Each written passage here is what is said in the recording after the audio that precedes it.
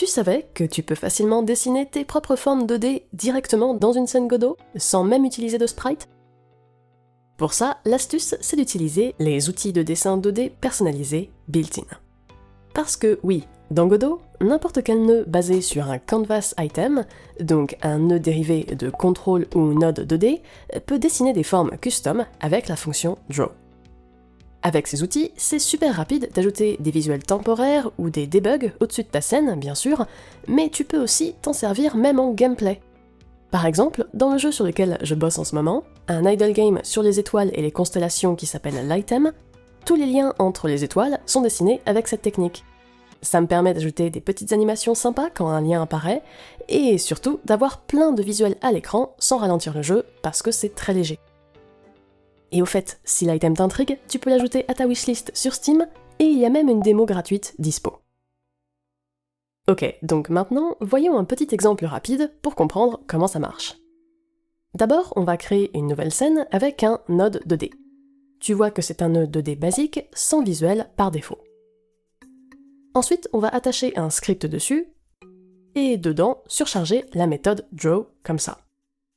Bon, tu as probablement deviné que ça va dessiner un cercle rouge avec un rayon de 40 pixels.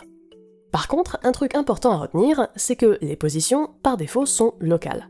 Donc, ce cercle va être dessiné à la position du nœud qui a ce script de dessin. Si tu déplaces le node 2D dans la scène et que tu relances le jeu, tu vas voir que le cercle rouge s'est déplacé aussi. Et encore mieux, tu remarqueras que si tu utilises la fonction process dans ton script, pour faire bouger ton nœud de gauche à droite par exemple, le cercle va automatiquement suivre le mouvement. Ça c'est parce que les éléments dessinés en 2D sont collés au canvas de leur nœud, et donc ils se déplacent avec ces transformations. Cela dit, petite note, tu peux aussi jouer avec ces deux fonctions intégrées pour modifier la transformation de tes dessins perso si besoin. Ok, tout ça c'est très cool, mais ça ne couvre pas tous les cas. Par exemple, si on veut que notre cercle change aussi de couleur régulièrement avec le temps, comme ça, eh ben tu vas voir qu'en jeu, le cercle reste rouge tout le long. Alors, c'est quoi le souci ici? En fait, la mise à jour auto des éléments dessinés, de cette façon, ne fonctionne que pour les transforms. Si tu veux changer d'autres paramètres, comme une couleur, tu dois forcer Godot à redessiner les éléments manuellement, en appelant QRedraw. Et voilà, tu vois que maintenant, le cercle suit correctement le nœud 2D et change de couleur au fil du temps grâce au redraw. Évidemment, tu peux aller bien plus loin en dessinant des rectangles, des lignes, des arcs, des polygones, voire même du texte.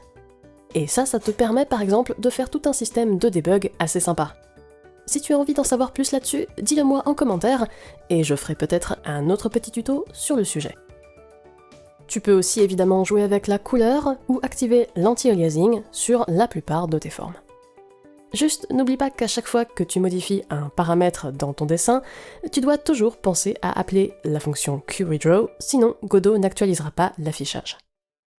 Mais en tout cas, voilà, tu es maintenant prêt à gribouiller tout ce que tu veux, UI dynamique, effets visuels ou même des bugs en jeu. Comme d'habitude, j'espère que tu as aimé cette vidéo, n'hésite pas à réagir dans les commentaires et à t'abonner à la chaîne pour plus de tutos. Et bien sûr, un grand merci à mes membres Patreon pour leur soutien, et à toi pour avoir regardé. Et sur ce, à bientôt!